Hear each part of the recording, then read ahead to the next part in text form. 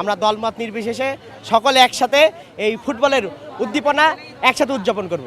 এটা খুবই ভালো লাগছে, আমরা প্রতি বছরই এটা উপভোগ করি। আর এবছর প্লাবন ভাইদের যে উদ্যোগটা নিয়েছে এটা আমরা খুব সম্মান জানাচ্ছি, কারণ এইটার মাধ্যমে এই যে আমাদের দেখেন ব্রাজিল আর্জেন্টিনা সবাই আমরা একত্রিত অন্য সময় একসাথে থাকি, সবাই আমরা নিজেদের ভাই ভাই, কিন্তু অনেক সময় হয় কি খেলার মাধ্যমে মন দরাদরি হোক বা মন মালিন্য হয়ে একটা ধরেন মানে ঝামেলা ঝগড়া বিবাদের মধ্যে যায়।